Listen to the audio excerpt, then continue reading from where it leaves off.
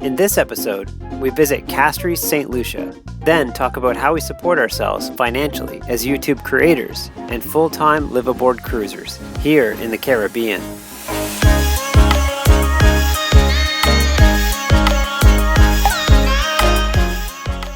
Last time on Sailing Balachandra, we sailed from Rodney Bay to Marigot Bay, St. Lucia, and we discussed traveling on a budget within the CARICOM bubble of countries.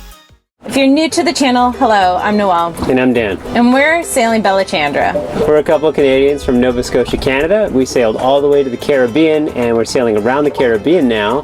And if you haven't subscribed to our channel, just go below this video, look for the big red subscribe button, press that button.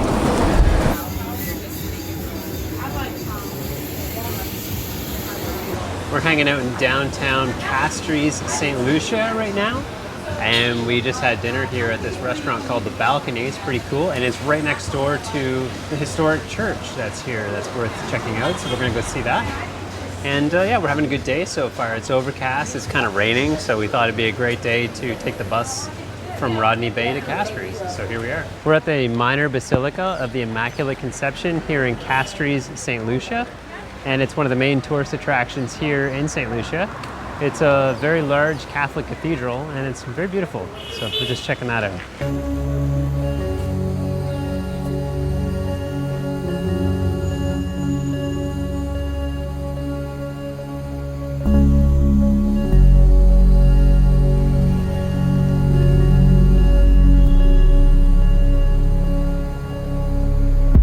Hey guys, so this video is about the financial side of our cruising life, how we're able to support ourselves while cruising full-time as live-aboards here in the Caribbean, and where our money comes from and how we were able to make it work for ourselves week to week and month to month as we cruise.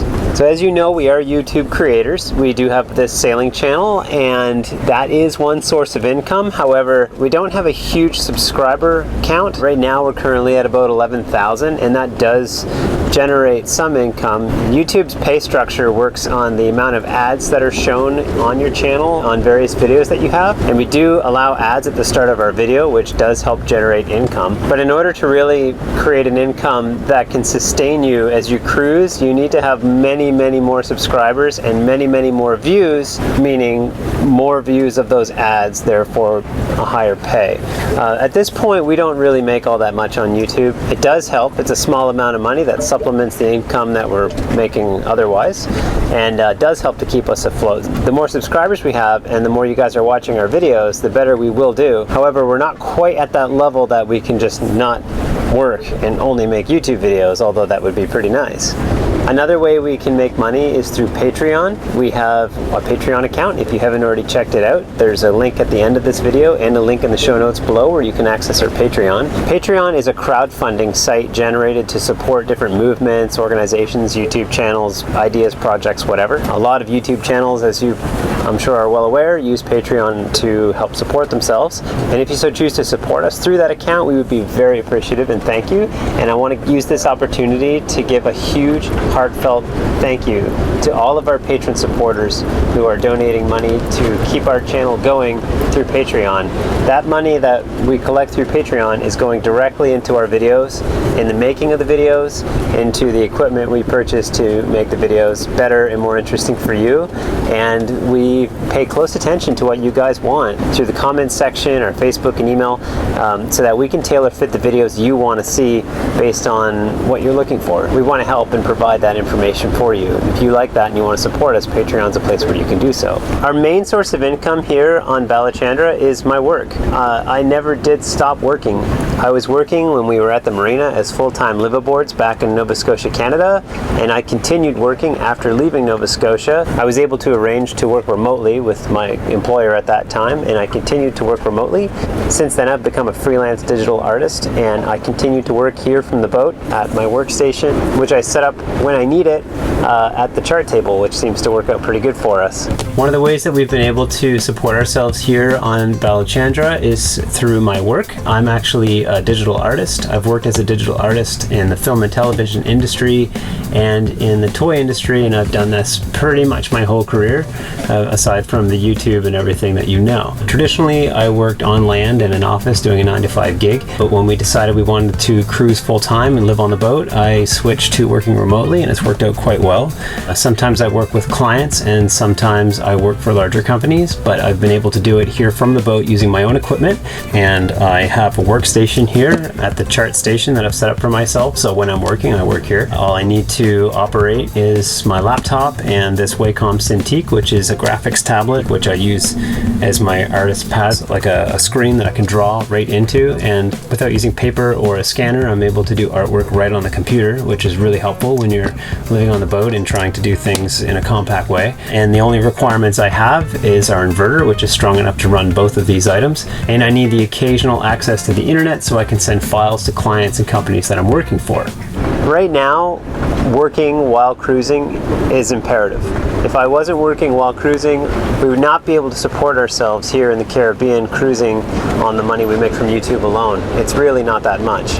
During the COVID-19 pandemic, a lot of work dried up, and for me as a freelancer, my work also had ended, and we were able to support ourselves with some money that was offered by the Canadian government, and we did use some of that money to keep afloat. But now I am back to working, and I am freelancing again here from the boat, and we are still making YouTube videos. And so far that's working, but the feeling that I have to continue to provide for us as we go is very strong. There's always this feeling of uncertainty in the back of my head, which always is there when I'm working remotely or as a freelancer. And I think if I was working on land, it would be no different. I would still have that feeling. And I know that a lot of people are working from home and freelancing since COVID-19 really changed the world, and I'm not alone here out on the boat, but doing it from the boat is unique, and it's exciting, and I like the fact that we can be in exotic places and I can still do my job that I've always done throughout my career. It's simple, but I think this financial structure we have can work for us, at least for the time being. The fact that we are on kind of a tight budget due to working and the infrequency of YouTube income, which again is very low, we do have to budget very tightly and very closely here. We don't spend a lot, we don't eat out that much, we don't buy excessive amounts of alcohol. We're keeping our living pretty simple and on a budget so that we can continue on what little money we do get. Enjoying a beautiful place like the Caribbean does have its price. I mean, we can't go off and do all the exciting things that a lot of people do when they're on vacation, but we still get to enjoy the beautiful scenery, snorkel wherever we want, go on just about any beach, and enjoy the beautiful warm climate. So we're lucky in that respect, and we get to sail, which is cool. One of our viewers left a comment in our last video asking about how we access our money here in the Caribbean, so I thought I would answer that now here in the video. When shopping at a supermarket, you can use debit, credit, or cash, and generally they accept US dollars or the Eastern Caribbean dollar, but do check before entering some countries, as not all the Windward Islands use Eastern Caribbean currency. Credit cards seem to work universally here in the Caribbean. We've never had a problem using credit cards. Debit cards are hit and miss. My Canadian debit card works in very few stores, and only 1 or 2 ATMs will actually accept it. It can be very difficult at times, and I've had to walk a mile or more to find an Interac machine that would take my debit card.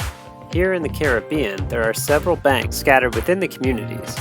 I found that local banks in the Caribbean work better with my debit card than some of the larger banking chains. Typically, we buy most of our produce at the market. At the market, they only take cash, and oftentimes we purchase produce from street vendors, so we always make sure we have a little bit of cash on hand in case we see some fresh vegetables on the street side. Most stores and all the marinas will take credit card. Sometimes they charge extra to use a credit card. You should always check to see if it costs more to swipe your card. Another thing I found is that it was very difficult to convert Eastern Caribbean dollars into US currency. There was one day I tried to do this, and I went from bank to bank to bank, until I finally found one bank who would exchange my money without having an account at that bank. When you can find a bank down here that will do this for you, try to get as much US cash as you can, as US cash here in the Caribbean seems to be the only currency which is universal throughout the Caribbean. So that's the end of this video about financing and funding sources and how we provide for ourselves here as full-time liveaboards and cruisers in the Caribbean. I hope you enjoyed it, and we'll see you next time. Thanks for watching. If you enjoyed this week's video, please don't forget to subscribe, hit that like button, leave us a comment below. We enjoy reading them. That's right. And if you haven't checked out our Patreon page, it's always a good time to do so. Patreon's a place where you can give back if you like what we do. Thanks. Bye.